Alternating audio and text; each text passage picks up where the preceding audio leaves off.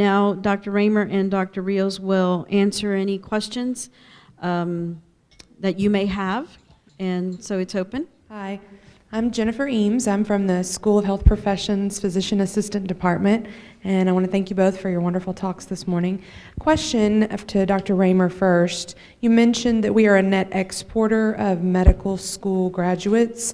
I read your state health plan, it was fantastic, and it did mention us PAs and nurse practitioners as well. Do you know if we are an importer or exporter for mid-level practitioners? We do not know that. We simply don't have that information because we're not, so far, most of our mid-level practitioners have, through their rotations, been in-state, and we know that they usually find jobs.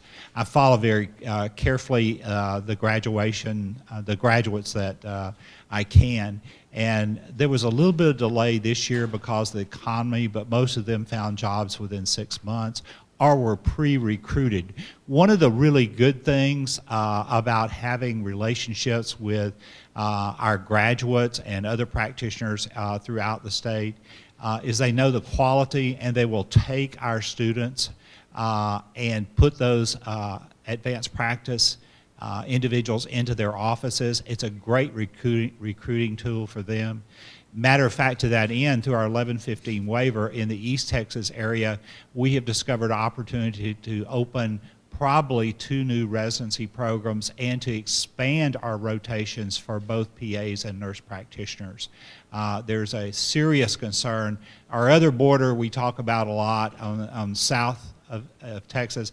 The border we never talk about that is also challenged is our border with Louisiana. East Texas has a major deficiency in health practitioners. There are only 3 psychiatrists in the whole area there.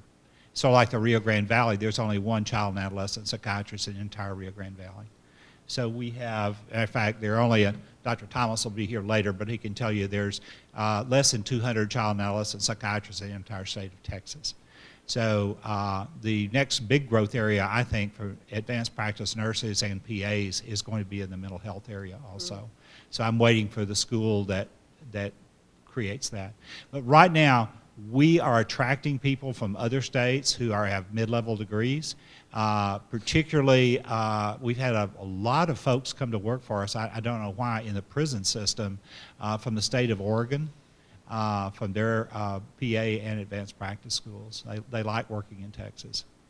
Lots of jobs, by the way, in our criminal justice system. We operate 120 clinics out there, and so there's a huge opportunity for healthcare professionals in underserved areas there. Yeah, I have a question actually to both of you. Let me ask Dr. Rios first. You mentioned that the NHMA provided input on the Affordable Care Act, and I would like to hear more about that. Is it indirect, direct, or is it on specific issues? Yes, well, we had 3 summits, one in Sacramento, California, one in Austin, Texas, and one in New York City.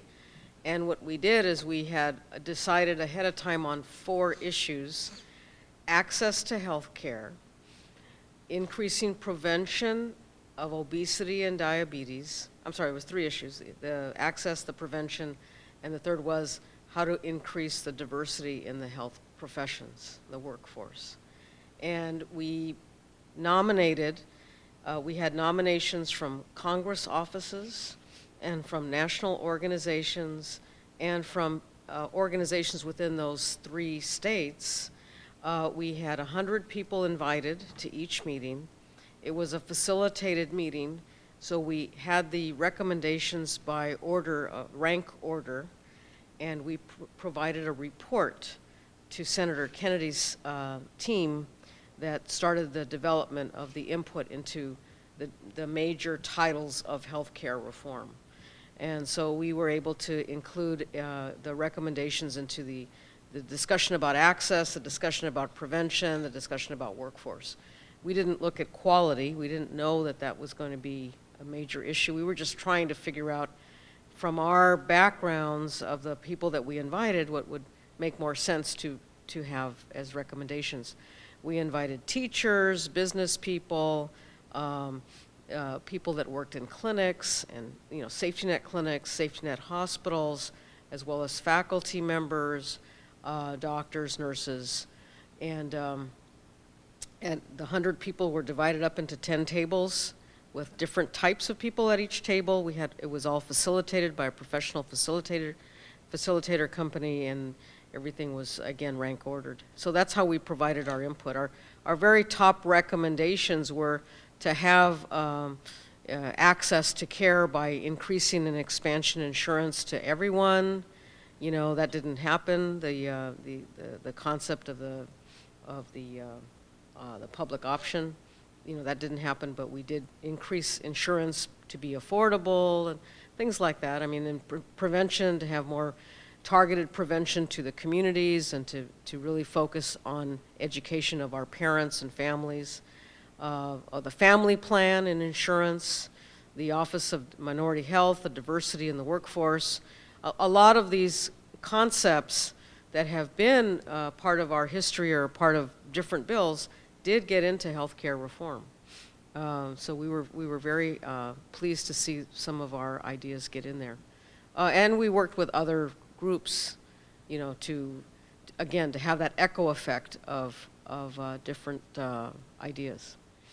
Senator Kennedy's team and the staffers, that they decided that they would have health disparities throughout the Affordable Care Act, and that it wouldn't be just one program or one office.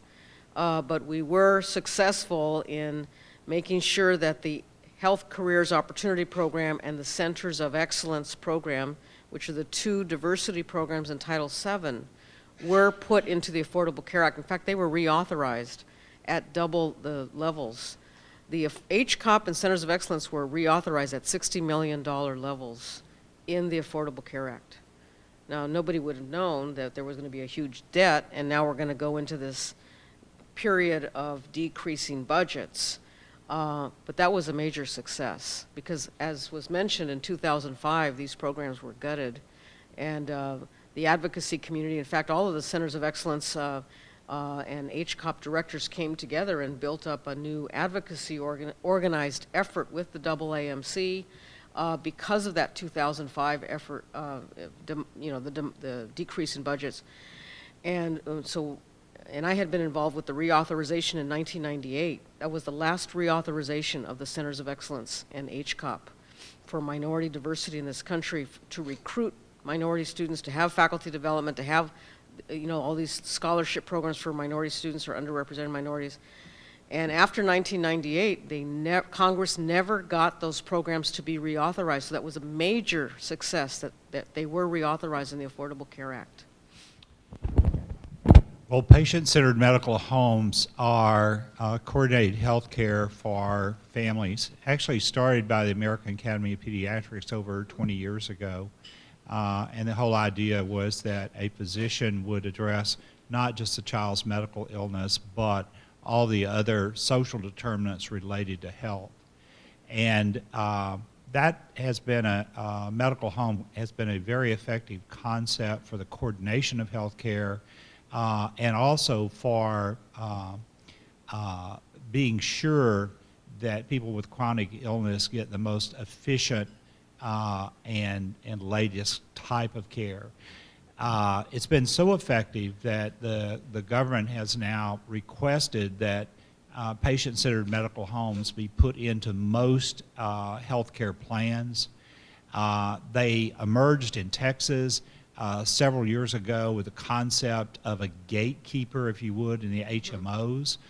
That was a sort of a failed attempt to gain control of coordination of medical services and avoiding duplication of services.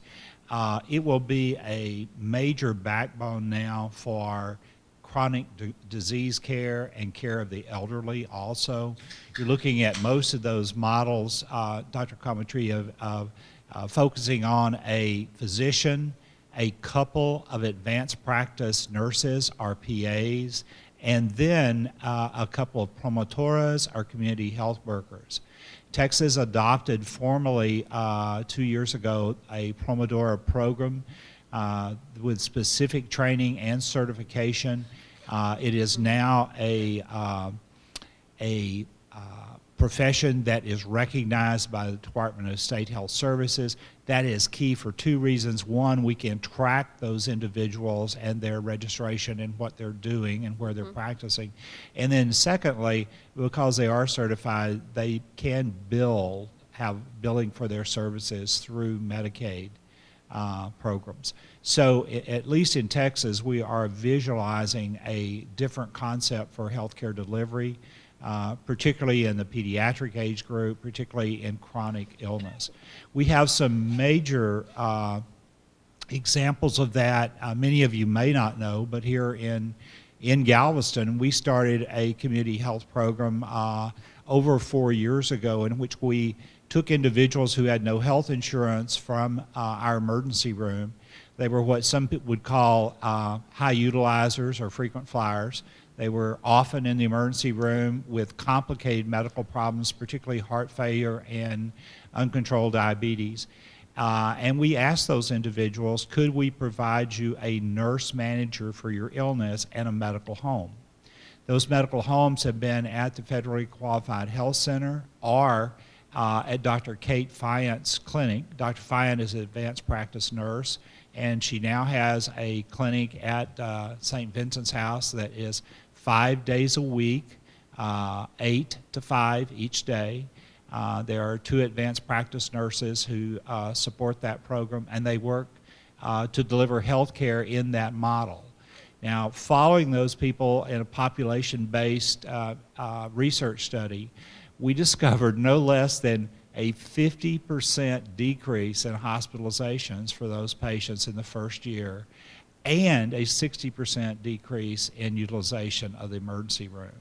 We also, measuring in their overall performance, better life skills, better life function in general. And so it's been a very successful program for managing chronic illness. And we're taking that model and putting that through our 1115 waiver for other communities. So we'll be focusing particularly people who have multiple chronic diseases in that medical home model. But it's something we actually have stolen from the pediatricians who've been functioning as a medical home for years. And coordinating health care saves you money. There's tremendous increase in patient satisfaction. It's an opportunity in all of these areas. We have heavy doses of prevention and education. All of our patients go through educational programs to be sure that they know the importance of diet, exercise. One of our more popular programs is called Shop Till You Drop, in parentheses, your blood sugar. And we take selected individuals, and if they complete the course over at the local Kroger food store, we follow them and we demonstrate decreasing blood sugars, better hemoglobin A1Cs. They get a $50 gift card to use at Kroger. That's a President's Cabinet project, by the way. And very successful, but sounds trivial, but makes a huge difference in the management of individual chronic disease. And now we're looking at applying technology in the home for all these individuals to follow them, particularly the individuals with congestive heart failure, to be able to follow daily weights, blood pressures, and all that to prevent recurrence or readmissions and keep our diabetics healthier. So medical home's a terrific concept. We're working closely with family medicine on some of those models also. Talks. My question is, how concerned, and this is for both of you, how concerned are you about the Fisher hearing this week, and what kind of contingency plans do you have should the Supreme Court rule against affirmative action? Oh, I'll just say that the National Hispanic Medical Association signed on to the amicus curiae briefs of the AAMC in support of affirmative action, and all the reasons that you can imagine of why we need diversity within our professions so that more of the students as well as faculty would be more aware of different strategies to improve the communication and care of our minority and our very diverse population, which is going to get more diverse. We anticipate that affirmative action will be decreased, probably eliminated.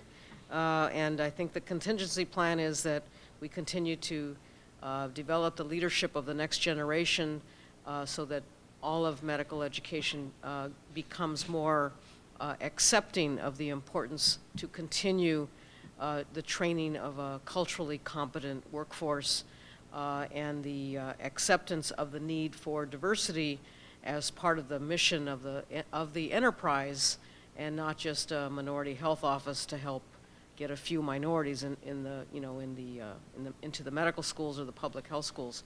And I think it is going to become more important to reassess what that means. And as I mentioned, I've been involved with the review of the whole class standards that are now looked at by LCME and ACGME for medical education at the undergraduate and graduate level, by JCO for the hospitals, by NCQA for the nursing homes and the health plans. So in our country, there are standards already and guidelines that are not mandatory in some cases, but in medical education they are mandatory.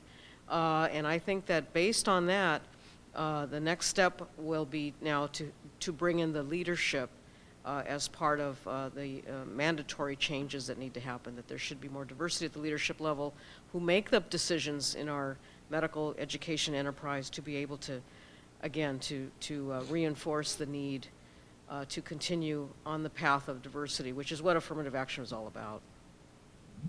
I certainly agree with Dr. Rios' statements here, and just say, if you will turn your eyes internally just for a moment, we have a total reorganization of the diversity programs going on from the President's office. And so I think even though the Supreme Court outline may change some legal standing, it may not have any effect, at least I would hope, on the intent of universities who have adopted a position, a very strong value system regarding diversity. And I think what you're going to see over the next year at UTMB is a greater focus on those issues throughout our workforce, top to bottom, bottom to top. And so you get down to things like this, it is very, very important that it be built into the values of each institution. And the important thing is that we all work in one of those institutions that have made this a core value. And so I think that even if things don't come out in support of it, that's not going to change the intent of what's practiced at UTMB. This is for Dr. Raymer. I'm really concerned about the slot for GME training. And, I don't know whether the strict rule of ACGME has anything to do with, the program director saying it's not worth it. I couldn't find the money to train the residents of fellow, and just, ACGME has so many rules that the small program is not going to survive because you need an army of people to do the paperwork for ACGME. And what can we do about that? Because we're going to lose graduates to other states. Well, there are a lot of rules governing all residency programs, but I think we're going to have to work with them to be a little more realistic at what their expectations are. The reason we really don't have more is really not so much the rules themselves as there are the funding, to be totally truthful with you. It costs to fund those programs, and with no increases in the state or federal budgets for that, we're static. At UTMB, we were able to cost shift to fund some of those programs. In fact, it came out of the faculty group practice funds to maintain many of the residency slots that we had. And then that's symbolic to me of the faculty and their dedication, their recognition of the importance of and the advantages that graduate medical education bring to the overall health education system. I believe that you're going to see some proposals from our new Health and Human Services Commissioner on that. Dr. Kyle Janik is one of our UTMB graduates. He finished his residency here under Dr. Jim Aarons in anesthesia. He was state senator and a state representative. The governor just recently appointed him to replace Tom Sees as the executive commissioner for Health and Human Services. And you have to remember their budget is larger than 30 other states in the United States. I mean, it's an incredible budget. One of his plans, and I've already talked with him about that, is to look at some form of reimbursement for our state's academic institutions and their GME programs in recognition of the amount of indigent health care that are done by those centers. So I think it will be at least ratcheted up both in Health and Human Services, which in the past has been a funding source at the state level. Also, it's going to be taken to our legislature again. We simply have to have those slots in order to meet the needs. Now, Texas has been very fortunate in recruiting physicians from other states. We have been fortunate because we don't have a state income tax, and tort reform here has really attracted a lot of physicians to Texas. I meet them every single day, people from Louisiana and Colorado and other states who immigrate to Texas because malpractice insurance is low, because there's not a state income tax on their business, and they like it here. So I think we can address the shortage two ways. One, by increasing our own number of residency slots and also maintaining some of the things that are attractive for recruitment of other physicians. Bottom line, Dr. Coventry, we just need the money for this. We have to.